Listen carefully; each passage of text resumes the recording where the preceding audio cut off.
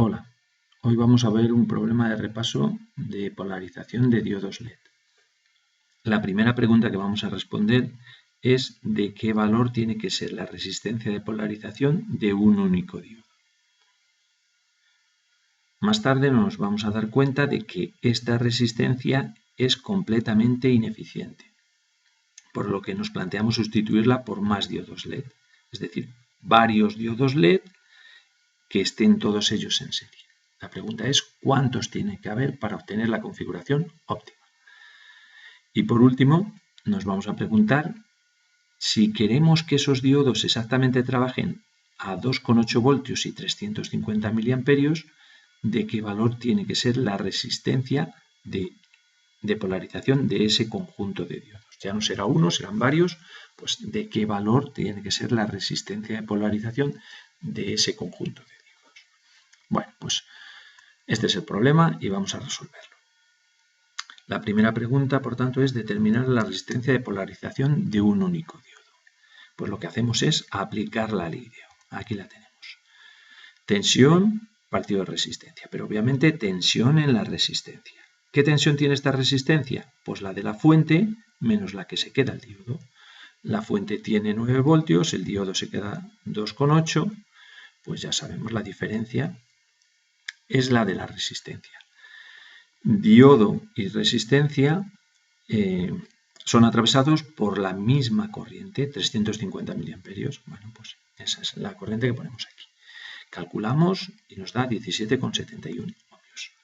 Bueno, aunque no se pide, encontramos que la potencia de esta resistencia es esta de aquí, y al cuadrado por R sustituimos y nos da 2,169 vatios, que es una potencia muy importante. Como decíamos, es un sistema completamente ineficiente, porque se pierde una gran cantidad de potencia en la resistencia. De hecho, pues vemos 2,8 voltios se queda el diodo y el resto la resistencia, mucho más que el diodo, que es el sistema que aporta potencia útil. Luego es completamente ineficiente. Vamos a sustituir esta resistencia por diodos que darán un sistema más eficiente, ya que todos ellos proporcionarán energía útil. Por otra parte, esta resistencia tendrá que ser de gran tamaño porque, daros cuenta, la potencia que disipa. Bueno, pues vamos con el cálculo. Si ponemos varios diodos en serie, pues la tensión de la fuente, será la tensión de un único diodo por el número de diodos. ¿Vale? Pues despejando el número de diodos, pues será la tensión de la fuente dividido por la tensión de un único diodo. 9 es la tensión de la fuente, 2,8 la tensión de polarización típica que nos dice el fabricante, dividimos y nos sale 3,214 diodos. Esto supone que o bien ponemos 3 diodos o ponemos 4. Si ponemos 3 diodos, pues como la fuente tiene 9 voltios dividido por 3 diodos, tocan a 3 voltios cada uno. Si ponemos 4 diodos, pues 9 voltios de la fuente dividido 4 diodos, 2,25 voltios cada diodo. Esta configuración no es adecuada ya que cae por debajo de la tensión umbral y los diodos no funcionarían. En cambio, esta resulta que está entre la tensión mínima y la máxima y además es bastante próxima a la típica. Luego, la configuración sería de 3 diodos en serie.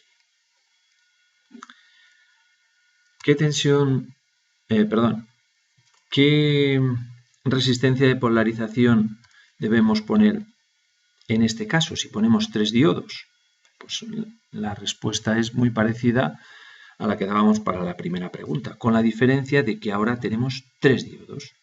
Si tenemos 3 diodos, cada uno de ellos a 2,8 voltios, pues 3 por 2,8 nos dará la tensión total de esos diodos. 9 voltios es la tensión de la fuente, pues la diferencia será la tensión que cae en esa resistencia.